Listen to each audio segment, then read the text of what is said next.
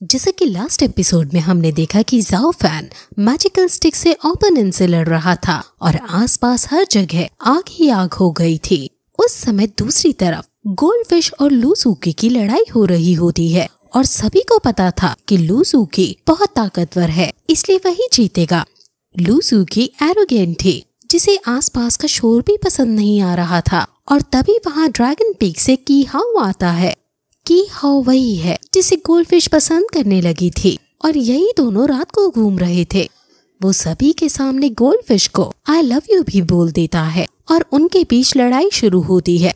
वहीं Zhao fan से वो आग भी अब संभल नहीं रही है और उसे काफी ज्यादा दर्द हो रहा है।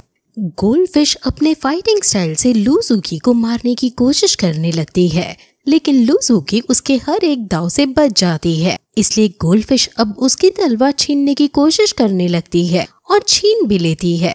ये देखकर लूसूकी कहती है कि मुझे तुमसे इस बचकानी हरकत की उम्मीद नहीं थी, और वो फिर अपनी तलवार लेने के लिए उससे हाथापाई करने लगती है और उन दोनों की लड़ाई से वो एक दूसरे में बन जाते हैं, जिससे गोल्डफिश को काफी दर्द हो रहा है और वो अब बुरी तरह हारने लगती है। उसके पिता ये देखकर दुखी हो जाते हैं और अपनी ही बेटी को कोसने लगते हैं। लूसूकी अब जीत जाती है और क्वार्टर फाइनल्स में प्रमोट कर दी जाती है। उसके पिता अपनी किस्मत पर दुखी हो रहे थे कि तभी वहाँ घायल हुआ ज़ाओ फैन आता है। ज़ाओ फैन हालांकि अपने ओपोनेंट से जीत गया है, लेकिन वो काफी घायल हो गया है और वो वहीं बेहोश हो जाता है। सभी बच्चे ज़ाओ फैन को संभालते हैं और उसे रेस के लिए ले जाते हैं। मास्टर अपनी वाइफ से बात करता है कि लूसूकी आखिर इतनी ताकतवर कैसे है। उसके टीचर ने उसे इतना नहीं सिखाया है, लेकिन अचानक ये इतने सारे स्किल्स कैसे यूज कर रही है। हमें पता लगाना पड़ेगा कि आखिर कौन सीक्रेटली उसे ओल्ड 7 एक्सरसाइज सिखा रहा है। असल में मास्टर को इतना गुस्सा इसलिए आ रहा है क्योंकि लूसूकी ने इस सब टेक्निक की वजह से उसकी बेटी गोल्डफिश को हरा दिया है। उसकी वाइफ उसे समझाती है और कहती है कि तुम्हें अपनी बेटी से अच्छे से बात करनी चाहिए, क्योंकि वो अपनी हार से खुद भी काफी दुखी है। मास्टर को इस बात से भी चिढ़ थी कि उसे उसके राइवलरी मास्टर के डिसाइपल से प्यार हो गया है। और फिर हम ज़ाओ फैन को देखते हैं जो रात को उठता है और बाहर की तरफ जाता है, जहाँ उसे गोल्डफिश रोते हुए दिखती है। वो उसके पास जाता है और उसे पूछने की कोशिश करता है, जिस पर वो बताती है कि आखिर मेरे पेरेंट्स मुझे इतना क्यों डांटते हैं। उन्हें मेरी खुशी की कोई चिंता नहीं है, लेकिन वो मुझे मेरे हाल पर भी नहीं छोड़ते हैं, स्पेशली डैड। उनके लिए मैं सिर्फ एक सेक्ट की डिसाइपल हूँ। उन्होंने कभी अपनी बेटी की तरह मुझे नहीं देखा। अब मुझे कुछ फर्क नहीं पड़ता, मैं की हाउ के साथ भाग जाऊंगी। हमने एक दूसरे से कस्में वादे कर दिए हैं। अगर पेरेंट्स ऑब्जेक्शन उठाएंगे तो भी मैं उसी के साथ जाने की कोशिश करूंगी। वो ये कहकर रोते हुए वहाँ से चली जाती है और ज़ाओ फैन ये सब देख सुनकर दुखी हो जाता है। और फिर अगले दिन का मैच स्टार्ट होता है, जिसमें ज़ाओ फैन और लूसूकी आपस में फाइट शुरू करते हैं। मास्टर की वाइफ कहती है कि ज़ाओ फैन की बॉडी अभी भी अच्छे से रिकवर नहीं हुई है। सभी की नजर इस मैच पर है, क्योंकि ये दोनों ही एक ऐसे हैं जो अभी तक एक भी मैच नहीं हारे हैं। ज़ाओ फैन आसपास देखता है, लेकिन वहाँ गोल्डफिश उसे देखने नहीं आई है। गोल्डफिश की हाउ को देखने गई है। ये देखकर ज़ाओ फैन उदास हो जाता है। अब दोनों में फिर लड़ाई शुरू करते हैं और उनमें आइकॉनिक लेवल की फाइट होने लगती है, जहाँ दोनों ही एक दूसरे पर भारी पड़ रहे हैं। लेकिन लूसूकी को अपर हैंड मिल जाता है और वो ज़ाओ फैन को नीचे गिराने में कामयाब हो जाती है। लेकिन ज़ाओ फैन फिर खड़ा होकर उससे लड़ने के लिए जाता है और फिर से उनमें फाइट होने लगती है।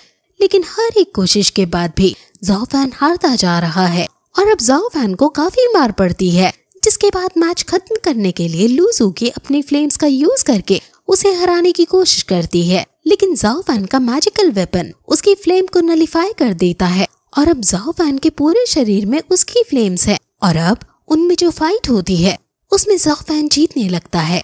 लूसूकी के मुंह से खून भी निकलने लगता है और वो अपनी ट्रेनिंग को याद करती है कि उसकी टीचर ने उसे एक सीक्रेट टेक्निक दी थी, जिसे वो तभी यूज करेगी जब बहुत इमरजेंसी होगी। और अब वो इस टेक्निक का यूज करने का डिसाइड करती है।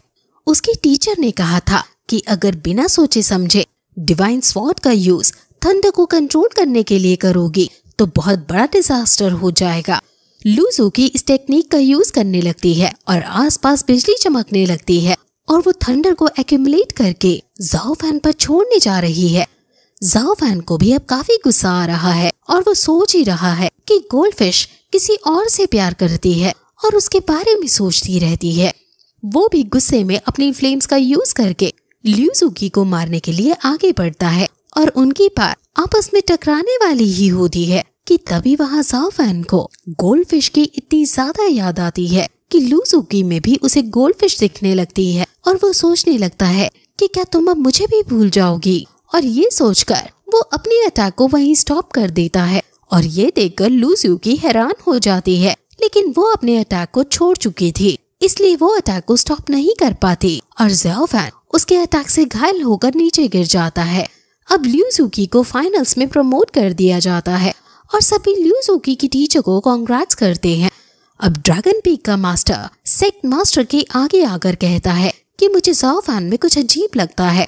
Zhao fan Z cleaning realm की मदद से अभी सिर्फ 4th लेवल पर ही पहुंचा है। उसने इतना खास मैजिकल वेपन प्राप्त कर लिया है जो गॉड वेपन के जितना ताकतवर है। मेरे पास उससे काफी ताकतवर डिसाइपल हैं, लेकिन किसी के पास भी ऐसा वेपन नहीं है। मुझे इसमें इविलनेस की शैडो दिख रही है।